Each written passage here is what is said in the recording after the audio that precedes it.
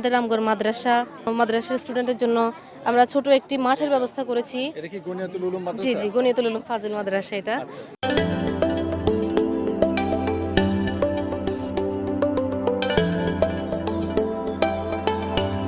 আমি এই মুহূর্তে আছি 46তম জাতীয় বিজ্ঞান ও প্রযুক্তি সপ্তাহে। উপজেলা প্রশাসন রামগড়ের আয়োজনে মেলাটি খুবই জমে উঠেছে। উপজেলার বিভিন্ন শিক্ষা প্রতিষ্ঠানে অধ্যয়নরত শিক্ষার্থীরা তাদের উদ্ভাবনী চিন্তা থেকে বিভিন্ন ধরনের প্রজেক্ট বানিয়ে নিয়ে আসছে। তো এখন মূলত এক এক করে তাদের সেই প্রজেক্টগুলো দেখব। চলেন। আসসালামু আলাইকুম। হ্যাঁ, আমার নাম পারভিন আক্তার। আমি রামগড় গনিয়াতুল উলুম ফাজিল মাদ্রাসার 10ম শ্রেণীর একজন ছাত্রী।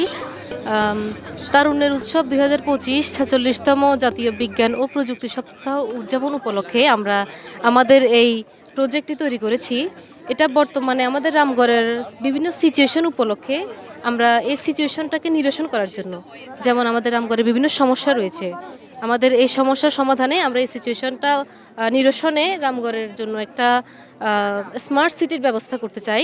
বলতে গেলে প্রথমে স্মার্ট সিটিটা আসলে কি, what is the mean smart city? Smart city is an urban area. Smart city হলো একটি শহুরে এলাকা যেখানে বিভিন্ন তথ্য প্রযুক্তির মাধ্যমে আমরা আমাদের সকল জিনিসপত্রকে তথ্য প্রযুক্তির মাধ্যমে নতুনভাবে রূপ দিতে পারি। স্মার্ট সিটি যেমন আমাদের রামগড়ে বিভিন্ন সমস্যা রয়েছে। এক হচ্ছে রাস্তা, এমন একটি রাস্তা যেখানে রামগড় বাজারের মধ্যে উপস্থিত। এই রাস্তায় ছোট গাড়ি থেকে শুরু করে বড় গাড়ি পর্যন্ত সবগুলো চলাচল করে, যার মাধ্যমে যাত্রীদের চলাফেরার সমস্যা হয়। এই জন্য আমরা এখানে স্মার্ট সিটির ব্যবস্থা করেছি, যাতে যাত্রীরা ফুটপাত দিয়ে চলাফেরা করতে পারে এবং ছোট গাড়ি, অটো, রিক্সা, এটা ফুটপাত, হ্যাঁ এটা ফুটপাত, এটা দিয়ে যাত্রীরা চলাচল করবে এবং আমাদের মতো সাধারণ স্টুডেন্টরা এখানে চলাচল করবে।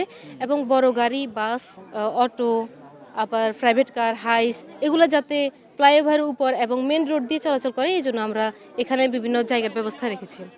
আমাদের হচ্ছে রামগড়ে বিভিন্ন লোডশেডিংয়ের সমস্যা।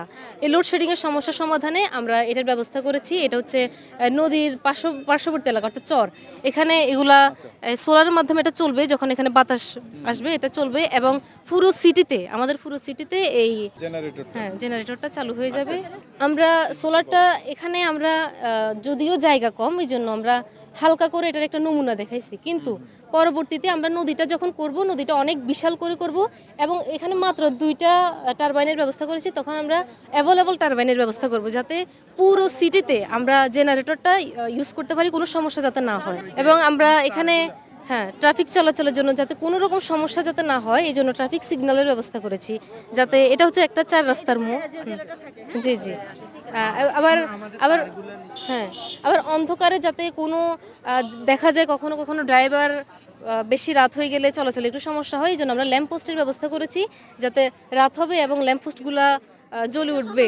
তারগুলা মাটির নিচ দিয়ে নিয়ে যাব, মাটির নিচ দিয়ে নিয়ে যাওয়ায় আপনার শর্ট সার্কিটের এরিয়াটা কম যাবে।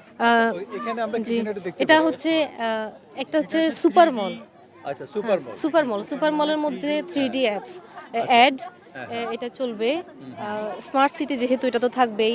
তারপর আমাদের রামগড় মাদ্রাসার স্টুডেন্টের জন্য আমরা ছোট একটি মাঠের ব্যবস্থা করেছি। এটা কি গনিয়াতুল উলুম মাদ্রাসা? জি জি, গনিয়াতুল উলুম ফাজিল মাদ্রাসা এটা। এটা হচ্ছে হসপিটাল।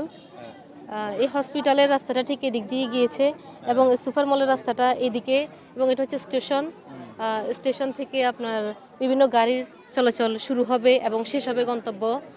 এবং ওদিকে আমাদের ট্রেড সেন্টার। বর্তমানে রামগড়ে কিন্তু হেলিকপ্টার ল্যান্ড করার জন্য কোনো জায়গা নেই। এখন এটাতে হবে? জি জি, ইনশাল্লাহ এটাতে হবে।